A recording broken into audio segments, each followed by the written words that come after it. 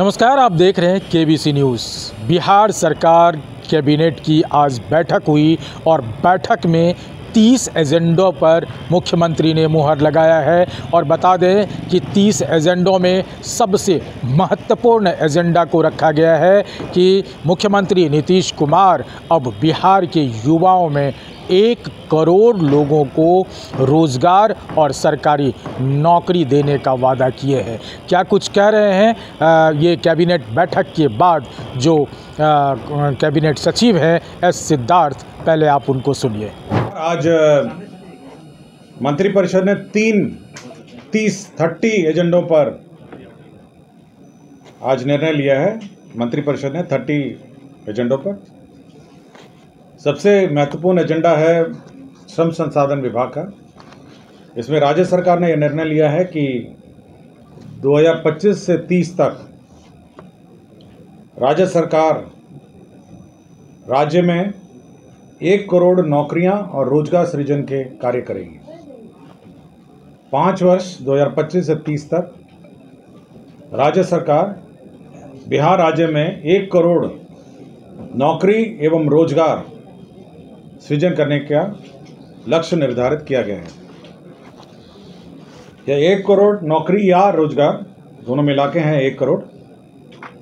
इसकी संभावना और विकल्पों के बारे में निर्णय लेने के लिए एक विकास आयुक्त की अध्यक्षता में कमेटी गठित की गई है। इसमें 11 और सदस्य हैं, कुल 12 सदस्य होंगे, जिसमें वित्त विभाग, सामान्य प्रशासन विभाग, कृषि विभाग, ग्रामीण विकास विभाग, पशु एवं मत्स्य संसाधन विभाग, उद्योग विभाग, सूचना प्रौद्योगिकी विभाग, विज्ञान प्रौद्योगिकी एवं तकनीकी शिक्षा विभाग, पर्यटन विभाग और श्रम संसाधन विभाग इसके सदस्य सचिव होंगे। ये कमेटी होगी और 2025 से 30 तक 1 करोड़ नौकरी या रोजगार सृजन का लक्ष्य रखा गया। शिक्षा विभाग में वित्त रहित शिक्षा नीति के तहत वर्ष 2025-26 में स्थापना में प्रतिबद्ध व्यय के अंतर्गत 3,94,41,24,000 रुपये विमुक्त किए गए हैं। इसके अंतर्गत आपको याद होगा कि माध्यमिक और उच्च माध्यमिक विद्यालयों में जितने बच्चे फर्स्ट डिवीज़न, सेकंड डिवीज़न और थर्ड डिवीज़न प्राप्त करते हैं, उनके लिए अलग अलग राशि निर्धारित है।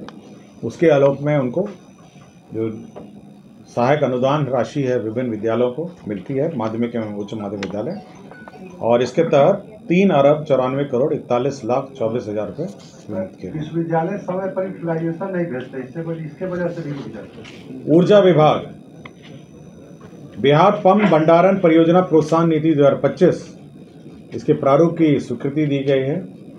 इसके तहत पंप परियोजनाओं के जो पंप भंडारण परियोजना है ऊर्जा विभाग का, उसके तहत 3 प्रकार के स्टोरेज अलाउ किए गए हैं।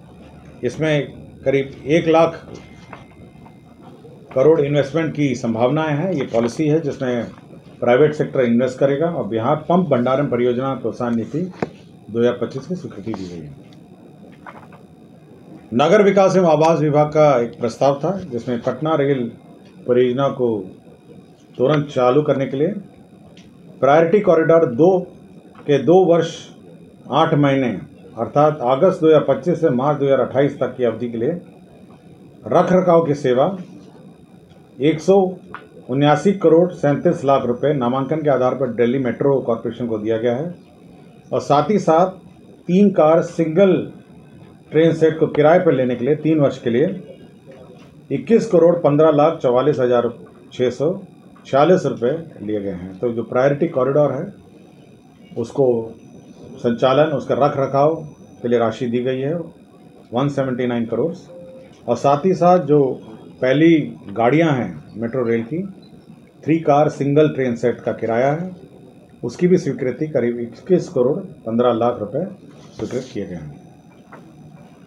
पथ निर्माण विभाग की महत्वपूर्ण योजनाएं हैं। पूर्णिया जिला अंतर्गत रानी पत्रा पूर्णिया रेलवे स्टेशनों के बीच अवस्थित लेवल क्रॉसिंग संख्या KJ 13M रेलवे किलोमीटर 25/23 के बदले आरओबी के निर्माण हेतु राजंश की राशि 24,46,56,000 मात्र, कुल रुपये 44,85,56,000 रुपये की लागत पर प्रशासनिक स्वीकृति दी गई है। मुंगेर, सफियाबाद, बरियारपुर, गोरगढ़, सुल्तानगंज यह गंगा पथ परियोजना है। यह हैम मॉडल पर निर्माण किया जाएगा। इसके तहत 5,119 करोड़ 80 लाख रुपए हैम मॉडल पर स्वीकृत किया गया है। भागलपुर सबौर, सुल्तानगंज भागलपुर सबौर ये 40.80 किलोमीटर है। यह गंगा पथ परियोजना फिर से है।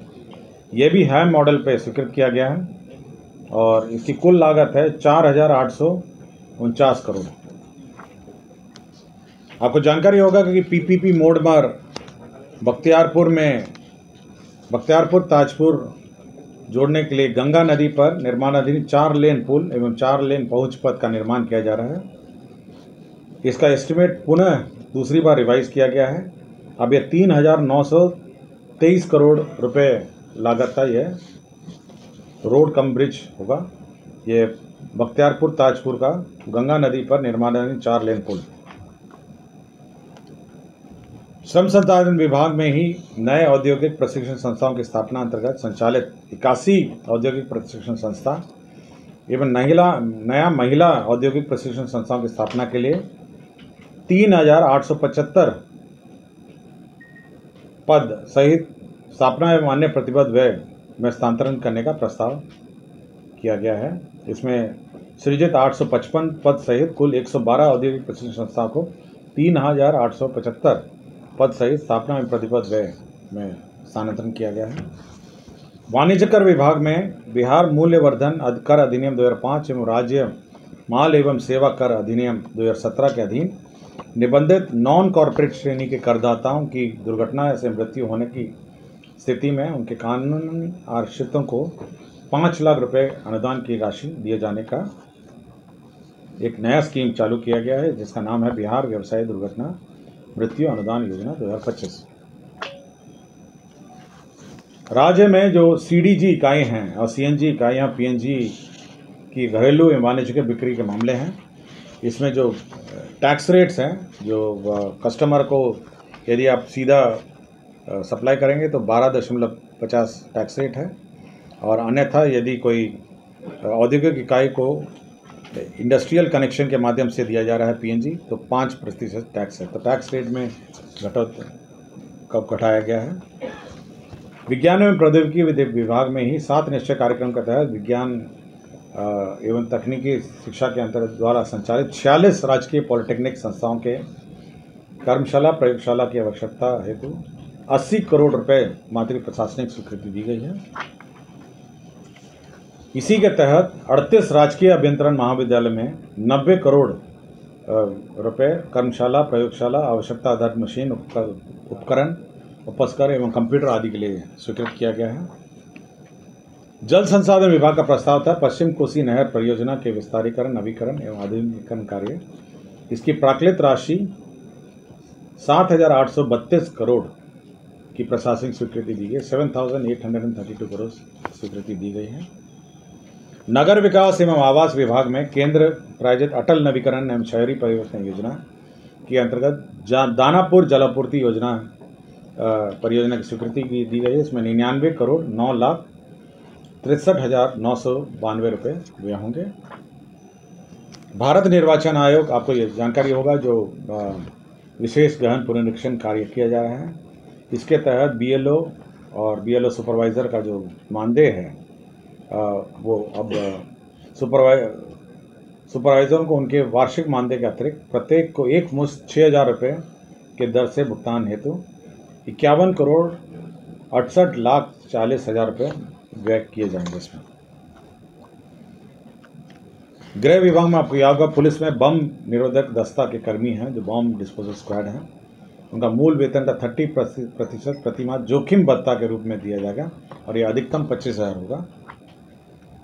राज्य सरकार जो लोन लेती है उसके लिए एक गारंटी फंड मेंटेन रहता है और उसी गारंटी फंड के प्रस्ताव की एक अधिसूचना का प्रारूप पर स्वीकृति दी गई है। वित्त विभाग का ही प्रस्ताव था कि जो माननीय उच्च न्यायालय के CWJC 960/2024 में पारित न्यायाधीश के आलोक में बिहार न्यायिक सेवा के पदाधिकारियों को राज्य के कर्मियों के अनुरूप ही वार्षिक वेतन वृद्धि अनुमान्य की गई है। जब राज्य सरकारों को राज्य कर्मियों को वेतन वृद्धि दी जाएगी, उसी वक्त न्यायिक सेवा के पदाधिकारी को भी उसी डेट पर दी जाएगी।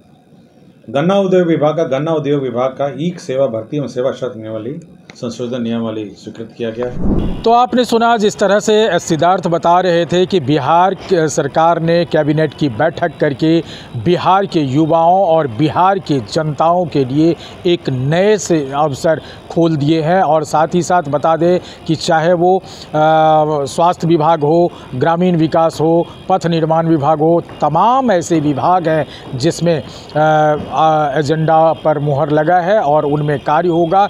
और ये जो 1 करोड़ युवाओं को नौकरी के साथ साथ रोज़गार की बात कर रहे हैं, उसमें बिहार सरकार के कई ऐसे विभाग हैं जो उसमें शामिल है, जिसमें उनको नौकरियां भी मिल सकती है और रोज़गार भी मिल सकती है। ख़ास बात उन्होंने बताया कि जिस तरह से मुख्यमंत्री उद्यमी योजना है वो भी शामिल है इस 1 करोड़ में। अब इस चीज़ों को अब किस हिसाब से देखेगी सरकार, और सरकार में जो और बाकी लोग हैं या जो बिहार की राजनीति में विपक्ष दल है, सत्ता पक्ष के साथ विपक्ष दल है, ये तमाम लोग अब किस एंगल से देखेगी बिहार सरकार और नीतीश कुमार के इस एजेंडों को, इस पर भी बात होगी। ये देखने वाली बात होगी। अमलेश आनंद, KBC न्यूज़, पटना।